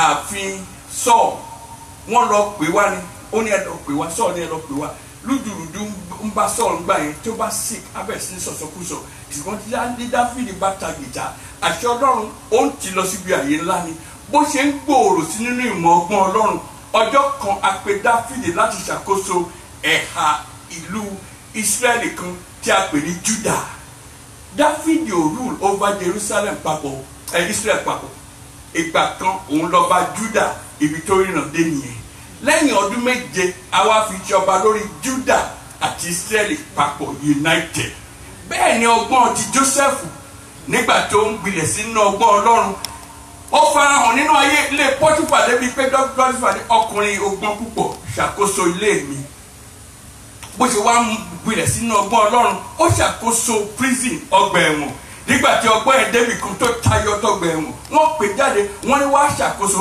ààfin Fáráò ó débi kan Fáráò ní ń da rárá ó bòrùka ọwọ́ ẹ̀ ó fi fún ó ní mo fi ìṣàkóso gbogbo Israẹli gbogbo Egypt lé ọ lọ́wọ́ ó ní kìkì China nìkan ṣe ni wọ́n fi jù ẹ lọ ó wá sọ̀rọ̀ kan tí mo fẹ́ pè àkíyèsí yín sí ó ní ẹnikẹ́ni tí o bá ní kó gbọ́wọ́ ẹ̀ sókè báyìí orí ó ní láti gbọ́wọ́ ẹ̀ sókè tí àmọ́ kókò yọ ara ẹ̀ kúrò mẹ́ èyí ni kó lè pàṣẹ fún ọba hallelujah mo gbàdúrà lórúkọ Jésù Kristi ọgbọ́n ọ̀run tó máa mú kí ògo Ọlọ́run kó bú jáde lọ́nà ọ̀tọ̀ nínú ayé wa ẹ gbà lónìí lórúkọ Jésù Kristi mo fẹ́ sọ àṣírí ọgbọ́n nítorí a nílò ẹ̀yin ọmọ Ọlọ́run a nílò èmi máa ń gbàdúrà fún lójoojúmọ́ ìsọ̀yà àtọ̀run wá nìyẹn tó ní òṣìṣẹ́ ìtọ́lá gbà lónìí kó tún gbà tọ́lá kì í ṣojú kòkòrò hallelujah ọgbọ́n àtọ̀dọ̀ Ọlọ́run wá ọgbọ́n àtọ̀dọ̀ Ọlọ́run wá báwo làwọn ọgbọ́n ẹ̀ ṣe ń farahàn lákọ̀ọ́kọ́ ó máa ń farahàn nípa títún àwọn nǹkan tí ò sí láti pè wọ́n sáàyè, dídá àwọn nǹkan tuntun, dídá àwọn nǹkan tuntun, creative exploits. Genesis orí kìíní ẹsẹ̀ kejì, ẹ wo bí wọ́n ṣe fọ ọgbọ́n ìdára, bí ó ní bí a ṣe rán mi la ṣe rán yìí náà pẹ̀lú. Genesis chapter 1 verse 2. Ayé sì wà ní júújú. Ayé wà ní júújú. Ó sì ṣófo. Ó ṣófo. Òkùnkùn sì wà lójú ibi. Yes. Ẹ̀mí Ọlọ́run sì ń rà bàbà lójú omi. Ẹ tẹ̀síwájú. Ọlọ́run sì wí pé kí ìmọ́lẹ̀ kí ó wà, ìmọ́lẹ̀ sì wà. Kò sí báyé èèyàn ṣe lè wà ní júújú tó tí ẹ bá gba ọgbọ́n á tutù. Kò sí báyé èèyàn ṣe lè ṣófo tó tí ẹ bá connect pẹ̀lú ọgbọ́n ọ̀pọ̀lọpọ̀ ló máa fi di fún wa. Proverbs chapter 3 verse 19. Ọgbọ́n àtọ̀dọ̀ Ọlọ́run wa. Àwa la sì fi fún o. Ó ní àwa la fi fún láti mọ ohun ìjìnlẹ̀. Ṣùgbọ́n àwọn tó wà níta àwọn fi fún wọn. Yes ma. Ọgbọ́n ni Olúwa fi ìdí ayé sọlẹ̀. Sọlẹ̀, yes. Òye ni ó sì fi pèsè àwọn ọmọ. Yeah, Psalm 104 verse 24. Ọgbọ́n tí a fi ìdí ayé sọlẹ̀ la fẹ́ sọ̀rọ̀ pẹ̀lú òwúrọ̀ yìí. Ọgbọ́n tí a fi ìdí ayé a fi sọlẹ̀, a gbé kalẹ̀. Nígbà tí a bá fọgbọ́n gbé ayé kalẹ̀, kí ló wà nínú ayé tiwa bó ṣe kéré? Ẹ kọ̀m̀pé ayé wa pẹ̀lú gbogbo ayé tí ò lè yanjú ẹ̀. Á yanjú ẹ̀ lórúkọ Jésù Kristi. Yes. Olúwa, iṣẹ́ rẹ ti pọ̀ tó. Nínú ọgbọ́n ni ìwọ fi ṣe gbogbo wọn. Ayé kún fún ẹ̀dá rẹ. Hallelujah. Hallelujah. Èkejì, ọgbọ́n Ọlọ́run yìí ó máa ń fúnyàn ní ìborí tó yàtọ̀, lọ́nà tó yàtọ̀ ló máa ń fi mú ìborí wá. Victory, supernatural victory. Job chapter 28 verse 7, 8 and 9. Job 28, 7, 8 and 9. Job 28, 7, 8 and 9. Ọgbọ́n Ọlọ́run là ń sọ̀rọ̀ nípa yìí. Ipa ọ̀nà náà ni ẹyẹ kò mọ̀. Ọgbọ́n Ọlọ́run ló ń jẹ́ bẹ́ẹ̀ o, yes. Àti ojú gúnugún kò rí rí. Kò rí rárá. Àwọn ọmọ kìnìún kò rin ibẹ̀ rí. Bẹ́ẹ̀ ni kìnìún kì í ké ramúramù kankan já níbẹ̀. Ó fi ọwọ́ rẹ̀ lé akọ àpáta. Omi tú jáde, yes. Ó yí òkè ńlá po láti ìdí rẹ̀ wá. Ó ṣí òyìnbó. Ó sì la ipò odò ṣíṣàn nínú àpáta. Ojú rẹ̀ sì rí ohun iyebíye gbogbo. Ó sì ṣe ìṣàn odò kí ó má ṣe kún ìṣàn odò kí ó má ṣe kún àkúnya. Ó sì mú ohun tí ó lù mọ́ hàn jáde wá sí ìmọ́lẹ̀. Ṣùgbọ́n níbo ni a ó gbé wá ọgbọ́n rí? Níbo sì ni ibi òye? Ọ̀dọ̀ Ọlọ́run ni. Hallelujah. Ọgbọ́n ẹni Joseph lò ní Egypt. Ó sì wà títí dọjọ́ òní. Kọ̀mpútà tọ́lọ́run bá ṣí yàn níyè tó fún ní ọgbọ́n ọ̀run á fi kọ̀mpútà dára. Mo ka ìtàn ọmọkùnrin kan at the age of 27, India ni. Àwọn missionary ló gbé wá láti ìlú India wá sí ìlú Amẹ́ríkà. Ibi ló ti kàwé 27. Ó connect pẹ̀lú àwọn ọgbọ́n kan nínú kọ̀mpútà. Ní Silicon Valley wọ́n dẹ̀ offer ẹ̀ lówó. Wọ́n fẹ̀ ní 3 million ó lóun gbà. Wọ́n fún ní 7 million ó lóun ta. Wọ́n fún ní 70 million ó wá ní òun ní manager. Ẹ lọ negotiate pẹ̀lú manager mi. Bàbá ẹ̀ ní manager. Bàbá ẹ̀ ní kọ́kọ́ fún òun ní 10% nìkan tẹ́ fẹ́ fún client mi náà. Ilé kan náà ń mú kó yẹn náà àkókò náà fẹ́ pawó yẹn sí. Nítorí pé ó di dandan pé wọ́n nílò nǹkan tó fẹ́ gbà lọ́wọ́ ọmọ ẹ̀, wọ́n settle pẹ̀lú ẹ̀. Bẹ́ẹ̀ ni ọba ṣe fún Joseph. Ó ní níwọ̀n tí Ọlọ́run ti fi èyí hàn mo fi ẹ́ ṣe alákòóso. Ọgbọ́n ẹ̀ ni Joseph lò. Ó sì tọ́jú àgbàdo fún ọdún 7. Kò lo kẹ́míkà, kò kó sínú sáìlò, kò sì bàjẹ́. Ọgbọ́n àtọ̀dọ̀ Ọlọ́run ni. Àṣírí ńlá àtọ̀dọ̀ Ọlọ́run. Ohun tó ń yà wá lẹ́nu tó mo fẹ́ kó yé wa ni pé Ọlọ́run kì í so, ó sì ń fún ó ń tú ọgbọ́n ẹ̀ jáde títí dòní. Bẹ́ẹ̀ bá béèrè adágún náà máa wò wá ni. Màá wá sọ àwọn díẹ̀ nínú nǹkan tí a lè ṣe láti gba ọgbọ́n yìí. Number 3, ọgbọ́n yìí ló ń fúnni ní ọrọ̀. Ó lè yà wá lẹ́nu láti gbọ́ ẹ̀. Ó ń fúnni ní ọrọ̀. Mo kọ ìwé kan lórí preaching. Àwọn Amazon wá kọ lẹ́tà sí mi pé owó ti kó jọ sí àwọn àkáǹtì a máa sanwó yẹn sí. Wọ́n kọ́ ju yẹn sókè, mo dúpẹ́ lọ́wọ́ Ọlọ́run, mo ní ọgbọ́n mi ti ń pa owó wálé. Hallelujah. Wọ́n ní kí n fa account number ránṣẹ́ sí wàá fi ránṣẹ́. Nígbà tí wọ́n tún máa wà account $727 tí wọ́n bẹ̀. Mo ń sùn. Amazon pa owó wálé fún mi. Ó ẹ̀ṣẹ̀ bẹ̀rẹ̀ ni. oh yes, tí n bá dàgbà tí mo darúgbó tí mo nọbi tí bá wà gbà lọ màá tún fi lé àwọn ọmọ mi lọ ẹ máa fi pa wọ ọgbọ́n àtọ̀dọ̀ Ọlọ́run wa. Mind of Henry Odene imprint ni wọ́n ń sanwó fún. Hallelujah. Nínú ọgbọ́n yìí ni ọ̀rọ̀ gbé wà. Nínú ẹ̀ ni ọ̀rọ̀ gbé wà. Proverbs chapter 23 verse 5 and 6. Proverbs chapter 23 verse 5 and 6. Ṣé mọ̀ pé Ọlọ́run ló ń fúnni ní ọgbọ́n àti lọ́rọ̀ àbí?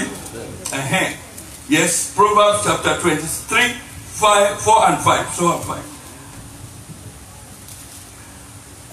Má ṣe làálàá. Má ṣe làálàá. Àti lọ́rọ̀. Ṣíwọ́ kúrò nínú ìmòye ara rẹ.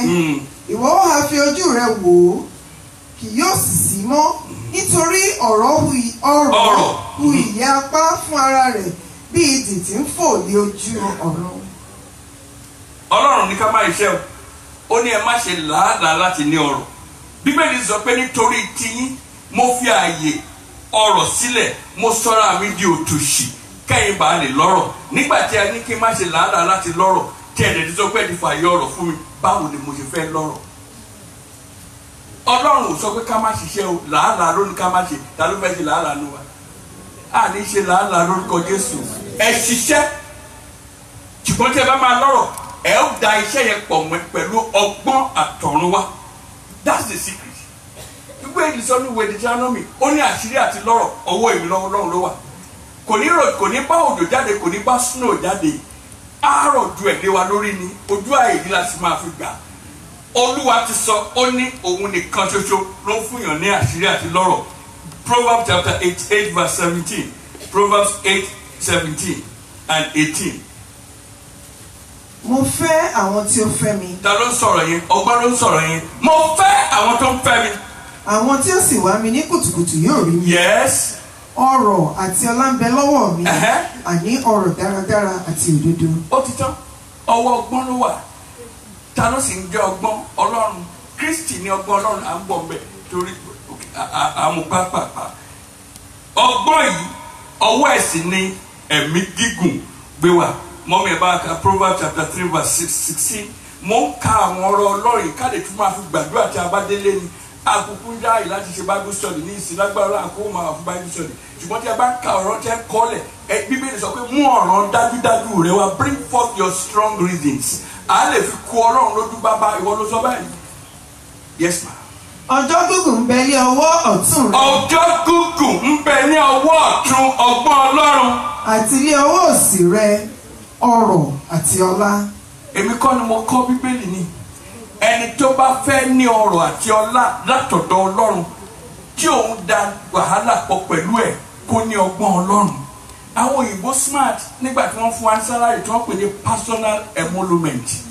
Tí ẹ bá ti fi take care personal issue yìí tán tí ò bá ti ká owó iléèwé ọmọ ẹ má padà lọ sódò òyìnbó ti sọ fún ẹ tẹ́lẹ̀. A personal emolument. Take your salary, settle yourself. Ìbá níyàwó fáyìn bí ó bá níyàwó wàhálà tí ẹni personal emolument. Ó kájú ìlú kò sí ètò kan òyìnbó. Yorùbá náà gún wọn sọ wọn ní owó dé ọmọ aláṣẹ jẹ òwò rẹ ọmọ aláṣẹ là bí ó bá là ó ṣòwò bí ó bá máa ṣòwò láti béèrè lọ́wọ́ Ọlọ́run. Tó ìwé Àìsáyà sọ èmi ni Ọlọ́run tí kọ́ ni bí a ṣe ń jèrè. Òun lọ́lọ́run tí kọ́ wọ bí a ṣe ń jèrè. Bọ́lọ́run bá kọ́nìyàn bó bá bù yẹ̀pẹ̀ lọ́wọ́ báyìí á fi pawó wálé.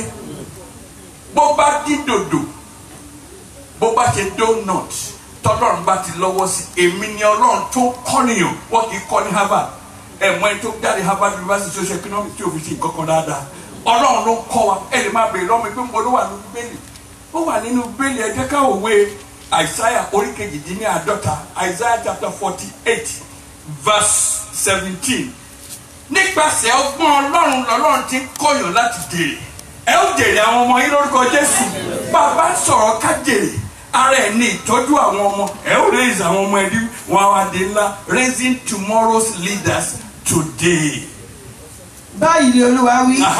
Olùràpadà rẹ ẹ̀yin mímọ́ Ísírẹ́lì èmi ni Olúwa Ọlọ́run rẹ. Èmi ni Olúwa Ọlọ́run rẹ. Tí ó kọ́ ọ fún èrè. Tí ó kọ́ ọ fún èrè. Ẹni tí ó tọ́ ọ lé ọ̀nà tí ìwọ ìbá máa lọ. Ẹ ṣe bí ó bá jèrè ìgbéyàwó yìí béèrè lọ́wọ́ Ọlọ́run. Bí ó bá jèrè iṣẹ́ tí ó ń ṣe béèrè lọ́wọ́ Ọlọ́run, èèyàn lè máa gba sálárì k'Ọlọ́run sì darí ẹ̀ kó sì tọ́jú owó débi wípé kó dáná iṣẹ́ tara ẹ̀ sílẹ̀. Hallelujah. Ọgbọ́n Ọlọ́run là ń sọ̀rọ̀ nípa ẹ̀. Lákòótán ọgbọ́n Ọlọ́run yìí ó ń fúnni ní àlàáfíà. Ká wá sọ kókó mẹ́rin àbí méjì tí bá a ṣe máa gbà. Proverbs chapter 3 verse 17. Àlàáfíà tí ẹnikẹ́ni ò lè fúnni, ọgbọ́n Ọlọ́run á máa fúnni. 3:17 Proverbs. Ọ̀nà rẹ ọ̀nà dídùn ni, àti gbogbo ipa ọ̀nà rẹ àlàáfíà. Ipa ọ̀nà rẹ àlàáfíà. Àlàáfíà lọ́dẹ̀dẹ̀, àlàáfíà nínú ìgbéyàwó, àlàáfíà lórí iṣẹ́ àti òwò wa. Ibikíbi tí ẹ bá ti lọ, tí ẹ bá ti ní ọgbọ́n Ọlọ́run, bọ́tẹ̀ lè dìde tí wọ́n fẹ́ gbógun tiẹ̀, tí wọ́n bá ti dé, tí wọ́n bá ti yọ, inú wọn á yọ.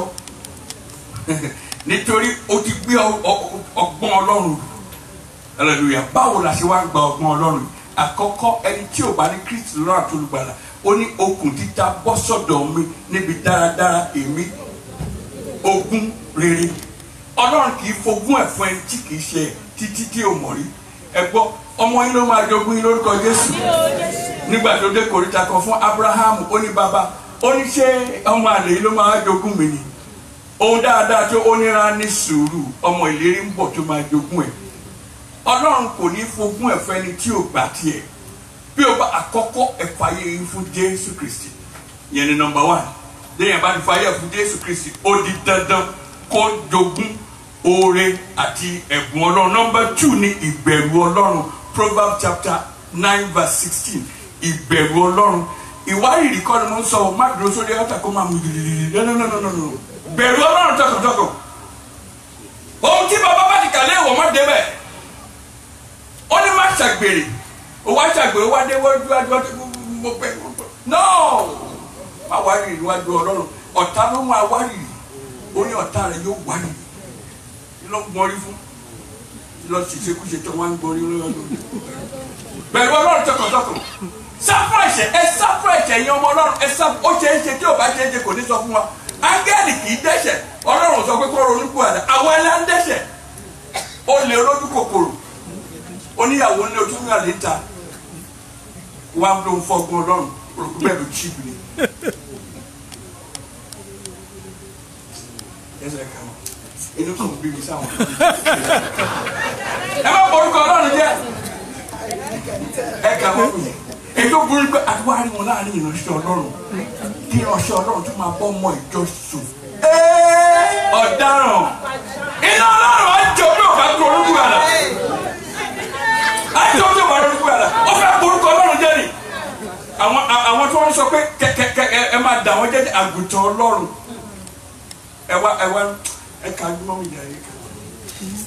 Ẹnikẹ́ni tí ó bá ṣe òpè kí ó yà sí ìhín, ẹni tí òye kù fún, ó wí fún un pé omi olè dùn àti oúnjẹ ìkọ̀kọ̀ sì ṣe dídùn, ṣùgbọ́n òun kò mọ̀ pé àwọn òkú wà níbẹ̀ àti pé àwọn alápèjẹ rẹ̀ wà ní ìsàlẹ̀ ọ̀run àpáàdì. 9:10 ni àbí Proverbs 9:10. Ẹ ó dá bẹ́ẹ̀ ti kà ẹ́ náà. 9:10 ìbẹ̀rù Olúwa ní ìpilẹ̀ṣẹ̀ ọgbọ́n ẹ bẹ̀rù àti Ọlọ́run. ìmọ̀ Ẹ jọ̀ọ́ mo bẹ̀ wá, bó bá ti le koko débi pé a fẹ́ tọwọ́ bẹ̀ ṣe, ẹ ké pe Ọlọ́run fún ìrànlọ́wọ́. Ọlọ́run ràn mí lọ́wọ́. Kò sẹ́nìkan tí wọ́n kì í jẹ́ mi tó. Pásítọ̀ gan ń bá ìdojúkọ pàdé tó máa ń pé Ọlọ́run ràn mí lọ́wọ́ bí mo dé yìí. Láàárín ọ̀sẹ̀ mo gbé màmá wa kan lọ sí hòtẹ́ẹ̀lì, mo wá pọ̀ mọ́ ó jẹ́ tẹ̀lé mi lọ, àwọn ẹni tó ń tẹ̀lé wa. Màmá mo lọ sẹ́fẹ̀ẹ́ sójà, kò sí yàrá ọ̀dọ̀ wa mọ́, ó dẹ̀ fún abi tó máa sùn, wọ́n á gbé màmá yẹn wá láàárín wa ń bíbà. Wọ́n á tó wá ya píktọ̀ pẹ̀lú kí ni pásítọ̀ wọn láàbò mẹ́wàá pọ̀. Ìyẹn ní hòtẹ́ẹ̀lì, àwọn tó ń dẹ̀ ń wá ìṣubú pásítọ̀, Ọlọ́run ẹjọ́ ẹ ti lé jù, tí ẹ ti lé jù. Wọ́n ò lè rí mi mú lórúkọ ẹ máa gbọ́ lórí íńtánẹ́ẹ̀tì ẹ lè rí mi mú. Mo ti sábọ́nú àpáta ayérayé. Wọ́n ní ojú bá mi lọ ọmọ ọjà àjọ o.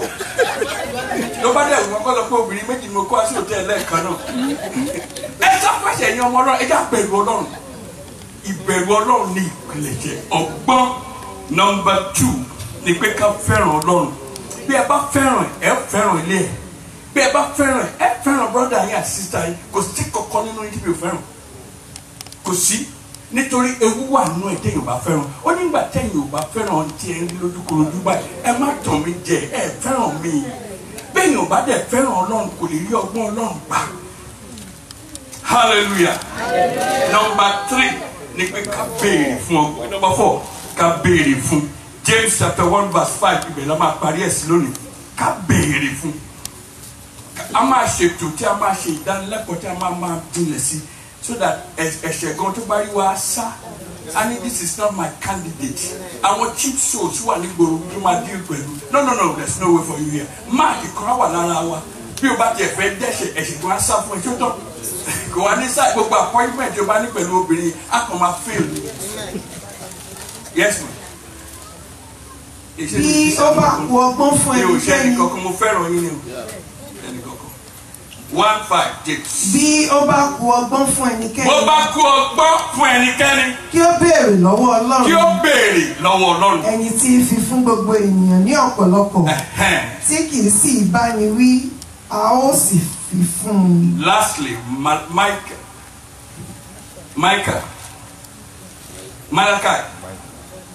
Malachi orí kejì ẹsẹ̀ ìkẹtàléní ogún. Ṣé ẹ mọ̀ pé ó ní ká béèrè lọ́wọ́ òun tí ẹ bá ti wá rí ìgbà tán ẹ kíyèsára o. Malachi chapter 2 verse 23. Bí Michael.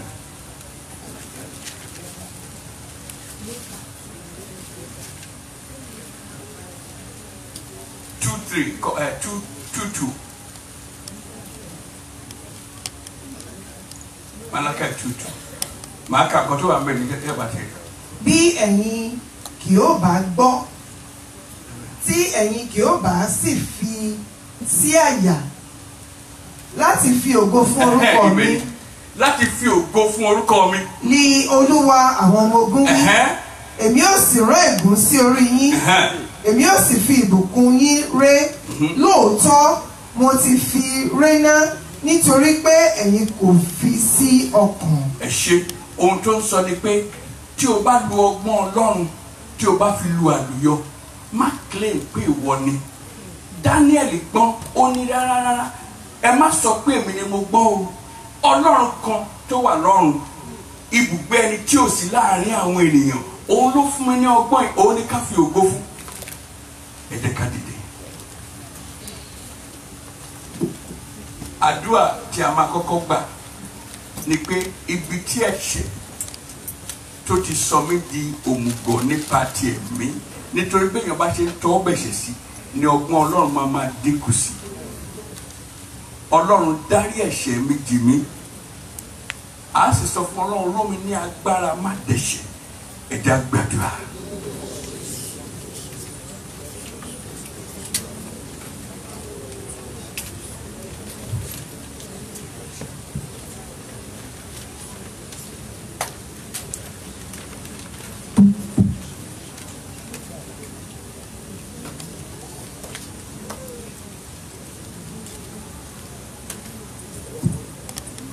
Ọlọ́run kí ó dáríjì kùnà àti àìtọ́ àti àìyẹ bí ní gbogbo ara sáà ti ṣe tàbí kùnà ògbó Ọlọ́run jẹnikẹ́ni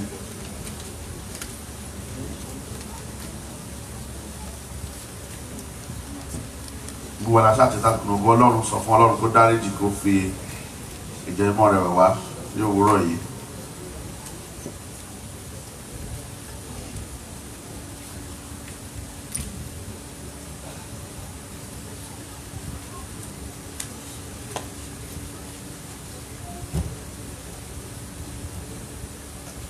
Sọ fún Ọlọ́run kó fẹ́ jẹrẹ wá kó yà wá sí mọ́ yóò sì wọ ẹ̀ṣẹ̀ wa nù kúrò pátápátá ní orúkọ Jésù Kristi Olúwa wa. Abẹ́ bàbá wa ránṣẹ́ lọ́rùn àpọ́sí nínú Kristi kẹ́sìrò kan wá gbàdúrà ní orúkọ Jésù ní orúkọ Jésù ó ní tí ó bá pọ̀ ọgbọ́n fún ẹnìkan ó ní jẹ́ kí ó béèrè lọ́wọ́ Ọlọ́run. A béèrè lọ́wọ́ Ọlọ́run ọgbọ́n àtọ̀run Olúwa fi fún wa. Lójú bẹ́ẹ̀ lọ ọgbọ́n ọ̀run Olúwa fi fún wa. Ó ní àwa kò lókun ó ní ṣùgbọ́n ìwọ ní. Àwa tọrọ fún ọwọ́ agbára rẹ Olúwa fi dì wá mú. Ó ní ẹlẹ́ṣẹ̀ la fi ìṣẹ́ fún. Torí kẹ́ a má bàa kú sínú ìṣẹ́ lédi ọ̀run wa dáríjì wa. Tábàárí ibi tí a ti kọsẹ̀ ní iwájú ẹ̀yin Ọlọ́run. Ó nítorí ìwọ nìkan ṣoṣo ní àṣẹ sí tí a sì ṣe búburú ní iwájú rẹ̀. Pẹ̀lú ọwọ́ agbára rẹ̀ láti èdè Olúwa dáríjì wa lẹ́nu. Ọgbọ́n ọ̀run tá a fi máa rìn nínú ìlànà rẹ̀ Olúwa fi fún wa ẹlẹ́dà. Inú ìwé Psalm 119 verse 98 ó ní òun yóò sì kọ́ wa láti gbọ́n ju àwọn ọ̀tá wa lọ. Ọ̀pọ̀ tá a fi gbọ́n ju àwọn ọ̀tá Olúwa fi fún wa ẹlẹ́dà. Ògo rẹ̀ má jẹ́ kó fi wá sílẹ̀. Àti gbọ́ ọ̀rọ̀ náà Olúwa jẹ́ kó so èso rẹ̀ náà. Jẹ́ kó ṣe ìyípadà rẹ̀ nínú ayé wa. Jésù Olúwa wa. Ẹ ké hallelujah. Ẹ ké hallelujah. Ẹyin Jésù lógo. Ògo Olódùmarè. Jẹ́ kí a jókòó akíra wa pàbọ̀ lẹ́ẹ̀kan síwájú Olúwa níbi tí dídé inú àti ẹ̀kúnrẹ́rẹ́ ayọ̀ gbé wà. Lórúkọ Jésù gbogbo ọjọ́ ìsinmi tòní kó jẹ́ ìpín kọ̀ọ̀kan wa. Olúwa kó ràn wá lọ́wọ́. À ń lọ kẹ̀rẹ̀kẹ̀rẹ̀ ní ọdún náà ọ̀rọ̀ fẹ́ Ọlọ́run tó mú abẹ̀rẹ̀ yóò mú àlàájá. Gbogbo ní forúkọ rẹ̀. Àwọn ìfilọ̀ wa ní a fẹ́ lọ fetí sí kí a tó gbọ́ ìfilọ̀ tí abẹ́rẹ́ àwọn tó bá jọ́ ní fún ìgbà àkọ́kọ́ lọ́kùnrin àti obìnrin ìjókòó kí káàbọ̀ sáárín wa.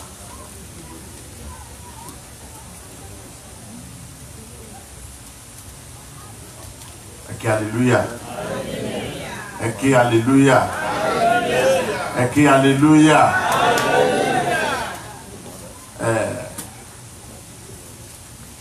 Ẹ lè dúró mà.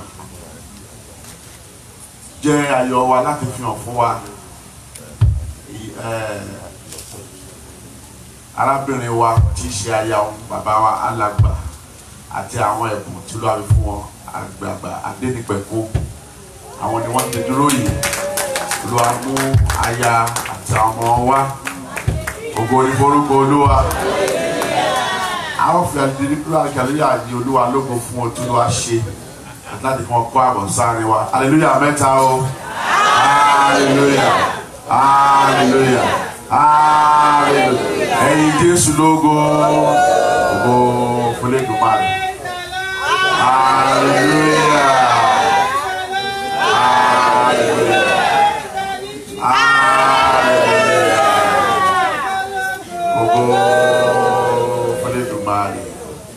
Ṣe Olúwa kó ràn yín lọ́wọ́ Olúwa kó fẹsẹ̀ yín múlẹ̀. Àwọn nìkan ní àlejò tá ẹ jẹ́ ká múra ṣiṣẹ́ ìrere Olúwa kó ràn wá lọ́wọ́. Ìfilọ́wọ́ kò yí padà níparí ọ̀fẹ́ Ọlọ́run tí wọ́n ti gẹ́ bí a ti ṣe ètò ẹjọba project and announcement wa. Nípa ìṣẹ̀ ìkọjá lórí àwọn sọ fún wa nígbà ìjọ tó gba wa ìfilọ̀ tí a mọ̀ tí a máa ti láàárín ọ̀sẹ̀. Gbogbo ẹ̀ máa wá sí ojú amóhùnmáwòrán àwọn onímọ̀ àlọ́ àkókò kọ lórí ẹ̀. Torí náà jẹ́ ká fi yè sí wọn Olúwa kó ràn wá lọ́wọ́. Olúwa kó ràn wá lọ́wọ́.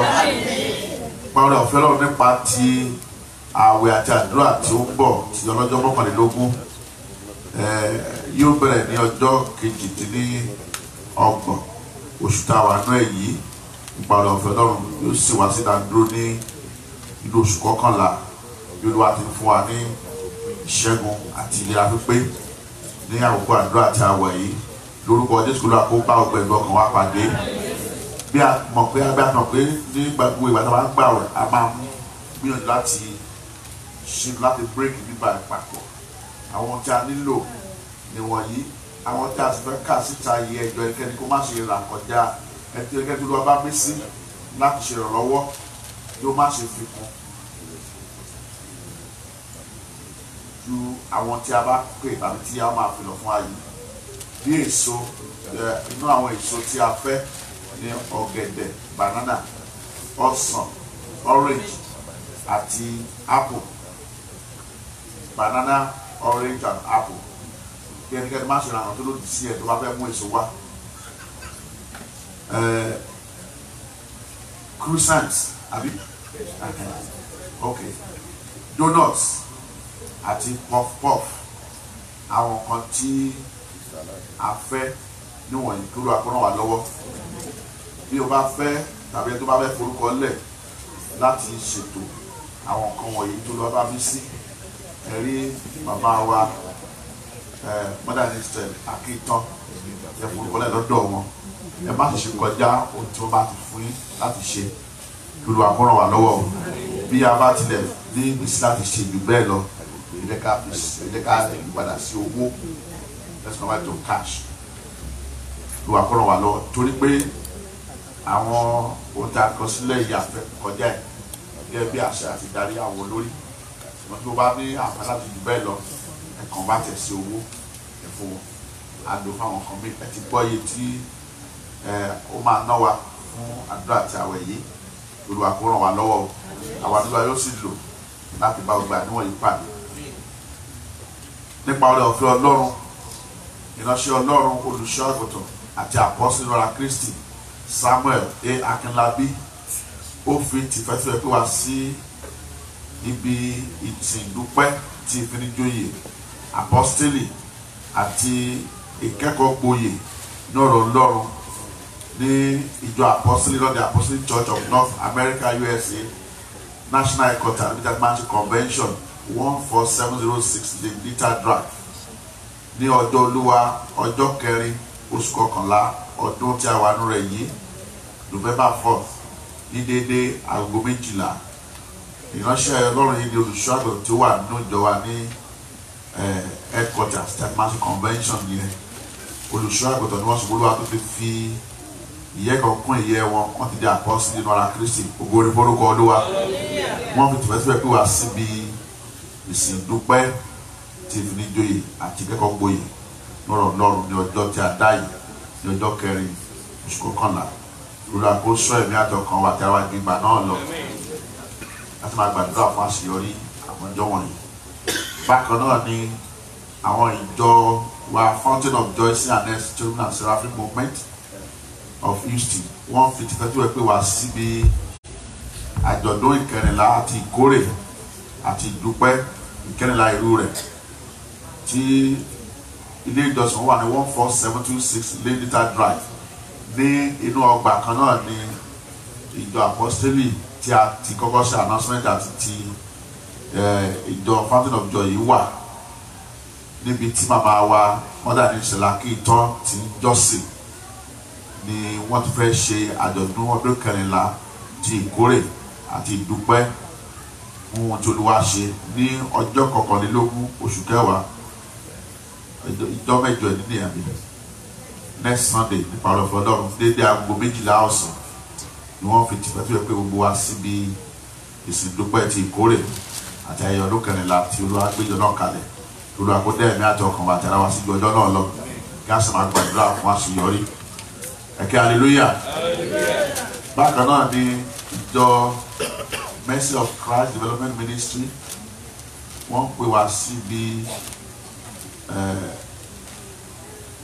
ìpàgọ́ ìrere I Am That I Am Congress 2018 tí àkọlé ẹ̀ jẹ́ My Saviour olùgbàlà mi bẹ̀rẹ̀ láti ọjọ́ 15 tí di ọjọ́ 21 oṣù kẹwàá ọdún tí a wà náà ìbẹ̀rẹ̀ láti ọjọ́ ọ̀la dídá aago 6 ìrọ̀lẹ́ address wọn sí ní 873 Dulles Avenue Suite A Stafford 77477 tí ìránṣẹ́ Ọlọ́run ajílẹ̀ olùṣọ́ àgùntàn olùyàjílẹ̀ John Kẹ́hìndé Oyèwọlé tí ń ṣe olùdarí lu àkóràn wà lọ́wọ́ kó sì nǹkan ṣàṣeyọrí.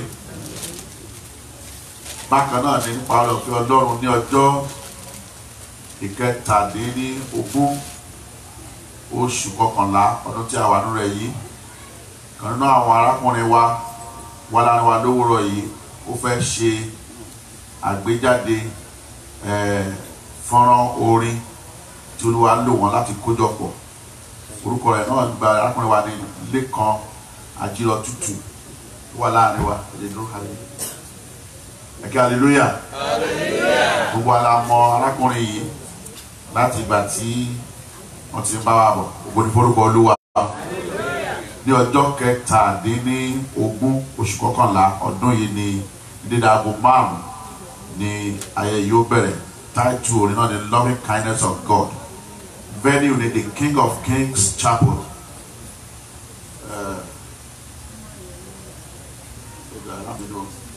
16205 West Hammer Road, Suite 400, Houston, Texas. Ní kọjá Highway 6 lórí West Hammer.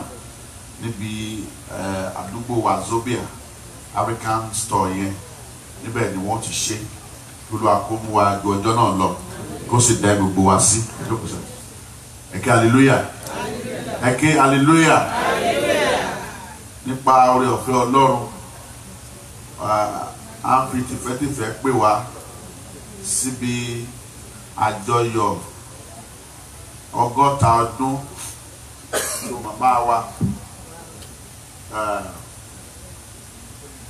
màmá wa Ọláríbigbé ní ọjọ́ 7 oṣù kọkànlá ọdún tí a wà nínú rẹ̀ yìí. Wọ́n ṣe ìsìndúpẹ́ ti 100 ọdún tí Olúwa ti dá wọn sínú ayé yìí.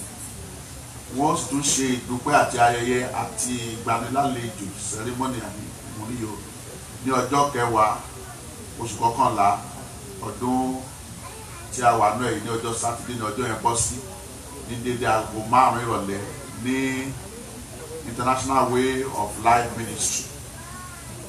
Praise the Lord. Ẹ ṣé o, mo fẹ́ rí àkọsílẹ̀ tó dáa láti kà èyí tí mo ká yóò bọ́ sí ìlú akọ́rọ̀ wà lọ́wọ́. Torí náà ẹ̀jẹ̀ ká rí invitation yẹn. Àwọn ọmọ wa Ọláríbigbé ẹ mọ̀ wọ́n dáadáa. Àwọn ọmọ jókòó lẹ́yìn ẹni jẹ́ màmá kárí 60th birthday. Praise the Lord. She looks 16. Ògo ni forúkọ Olúwa. Lórí ẹ̀jẹ̀ ká máa gbàdúrà fún àṣeyọrí àti ìdásí ẹ̀mí gbogbo wa ṣáájú àti lẹ́yìn ọjọ́ náà kí Olúwa kí ó ràn wá lọ́wọ́. Ní kí n tẹ́ bá ń ṣe ìfilọ̀ ìtàn a ó mú ìdámẹ́wàá àti ọ̀rẹ́ wa wá. Gbogbo àwọn ìjọ àpọ́sí lẹ́yìn tí a bá ṣe ọ̀fẹ́ jẹ́ kí a dúró. Ṣe pàtàkì wà fún wa. Àti pàápàá jùlọ ní ọjọ́ Olúwa tó ń bọ̀ gbogbo àwọn ọmọ ìjọ àpọ́sílì a ó ní ìsìn àpapọ̀ pàtàkì ní headquarter. A ó ní sísìn bí ní ọjọ́ Olúwa tó ń bọ̀. A ó sì bá dúró gẹ́gẹ́ bí ìṣe wa o. Ṣùgbọ́n ó ṣeé ṣe kí díẹ̀ nínú wa kí ó má sí bí ní àárọ̀ Sunday nítorí ìsìn yẹn máa bẹ̀ ní aago 9. Àwọn bàbá wa símbọ́lá Nàìjíríà ìsìn ìfinijóyè pàtàkì ní ọjọ́ Olúwa tó ń bọ̀ ní headquarter throughout the United States. Torí náà Olúwa kó ràn wá lọ́wọ́. Olúwa kó ràn wá lọ́wọ́ o. Jẹ́ kí a máa gbàdúrà fún àṣeyọrí. Ẹ mọ̀ pé ìjọ wa ní ìbẹ̀rẹ̀ náà bàbá wa ti olùṣọ́ àgùntàn ẹ̀rù wọn pẹ̀lú aṣọ òye wọn kọ́lá wọn. Torí náà gẹ́gẹ́ bí ìṣe wa jẹ́ ká máa gbàdúrà ran iṣẹ́ ìránṣẹ́ ọjọ́ náà lọ́wọ́ àti gbogbo àwọn arìnrìn-àjò tí Olúwa yóò mú wá láti Nàìjíríà àti gbogbo. Bí a bá dé àwọn fìlọ̀ náà tí ó kù a ó máa gbọ́ kí a tó ṣòro ọ̀fẹ́.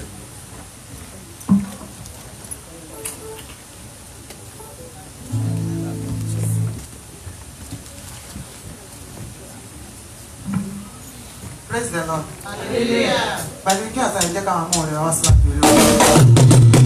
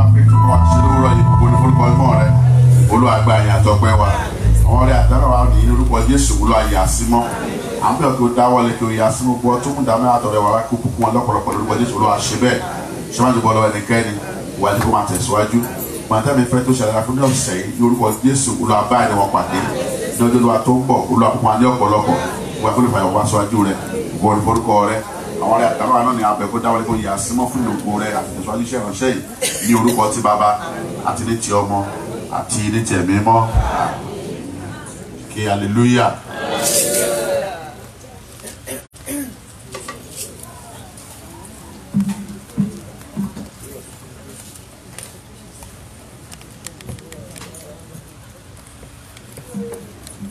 Hallelujah. Ẹ jẹ́ ká gbàdúrà. Ẹ jẹ́ kí orúkọ fẹ́ Jésù Kristi Olúwa. Fẹ́ mọ́ ti Ọlọ́run. Dàpọ̀ tẹ̀ mọ́.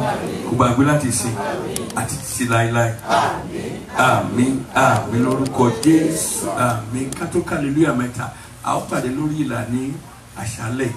Gẹ́gẹ́ bí ìṣòro alágo mẹ́fà bọ́ ṣe fi lọ. A dẹ̀ máa ń ṣèpàdé àárọ̀ ní àárọ̀ kùtùkùtù ní aago mẹ́fà àbọ̀.